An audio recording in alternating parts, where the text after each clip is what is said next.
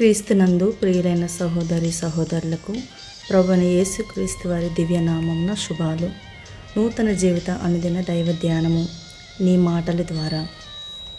మత్తయి సువార్త 12వ అధ్యాయము 37వ వచనము. నీ మాటలను బట్టి నీతిమంతుడివని తీర్పు నొందుదువు, నీ మాటలను బట్టియే అపరాధివని తీర్పు నొందుదువు. నీ మాటల చేత నీవు నీతిమంతుడు అవుతావు, నీ మాటల చేత నీవు ఖండించబడతావు. దేవుడు తన వాక్కు ద్వారా ఆకాశాలను, భూమిని, భూమిలో ఉన్న సమస్తాన్ని సృష్టించాడు. హెబ్రీ పత్రిక 11వ అధ్యాయము 3వ వచనము. మొత్తము సృష్టి వాక్యము ద్వారా చేయబడింది మరియు ప్రతిస్పందిస్తుంది. మనము మాట్లాడేది మాటలు విశ్వాసముతో మాట్లాడినప్పుడు అవి జీవాన్ని లేదా మరణాన్ని విడుదల చేస్తాయి.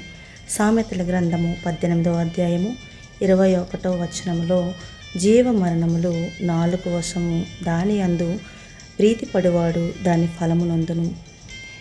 మన మాటలు వ్యక్తులను, వస్తువులను మరియు పరిస్థితులను ప్రభావితం చేస్తాయి. విశ్వాసంలో ఉన్న వ్యక్తిని మాటల ద్వారా విడుదల చేయవచ్చు. ప్రతి మాట లెక్కించబడుతుంది. మనము మాట్లాడే మాటలు మనకు అనుకూలతను లేదా వ్యతిరేకతను తీసుకువస్తాయి, అంతేగాని నిష్ప్రయోజనంగా ఉండవు. అంటే ఉపయోగం లేని మాటలు అంటూ ఏవీ లేవు.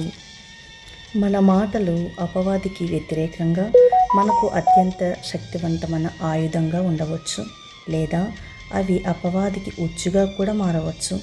సామెతల గ్రంథము 6వ అధ్యాయము 2వ వచనంలో నీ నోటి మాట వలన నీవు చిక్కుబడి ఉన్నావు, నీ నోటి మాట వలన పట్టుబడి ఉన్నావు. విశ్వాసంతో నిండిన మాటలు పర్వతాలను కదిలించగలవు.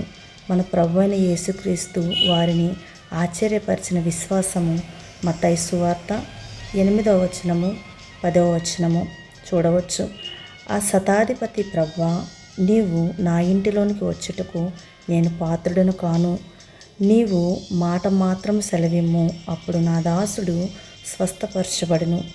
యేసు ఈ మాట విని ఆశ్చర్యపడి వెంట వచ్చి వారిని చూచి, ఇశ్రాయేలీయుల్లో ఎవనికైనను నేనింత విశ్వాసమున్నట్టు చూడలేదని నిశ్చయముగా మీతో చెప్పుచున్నాను. దీని అర్థం ఏమిటంటే మాట్లాడే మాట యొక్క అధికారంపై విశ్వాసము. మన మాటల శక్తిని మనం నమ్మాలి. మనము దేవుని వాక్యానికి అనుగుణంగా విశ్వాసంతో మాట్లాడటం ప్రారంభించినప్పుడు తప్పకుండా సానుకూల ఫలితాలను చూస్తాము. అయితే చాలా సందర్భాలలో మనం సందేహాస్పదమైన మాటలు మాట్లాడటం కొనసాగిస్తుంటాము. చివరికి వాటిని మనము నమ్ముతాము.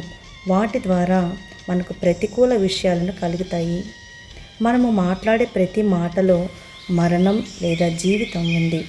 మాటలు మాట్లాడటం ద్వారా విశ్వాసం విడుదలవుతుంది. ఎటువంటి సమస్య అయినా, పర్వతం లాంటిదైనా విశ్వాసముతో మాట్లాడమని యేసు మనల్ని ప్రోత్సహించారు. చాలామంది ప్రజలు తమ సమస్య గురించి దేవునితో మాట్లాడతారు, కానీ కొంతమంది మాత్రమే యేసు సూచనలను పాటిస్తారు. దేవుడు కొన్ని విషయాలను మన అధికారం క్రింద ఉంచాడు, అయితే వాటిని మనము అమలు చేయాలి. సమస్య మన మార్గంలో ఉన్నప్పుడు మనము సమస్యతో మాట్లాడాలి. యేసు నామంలో మన మార్గం నుండి బయటపడమని ఆజ్ఞాపించాలి. ఈరోజే దేవుని వాక్యాన్ని మాట్లాడండి. ఆయన మాటలు జీవాన్ని ఇస్తాయి, మేలు చేస్తాయి. ఆమేన్.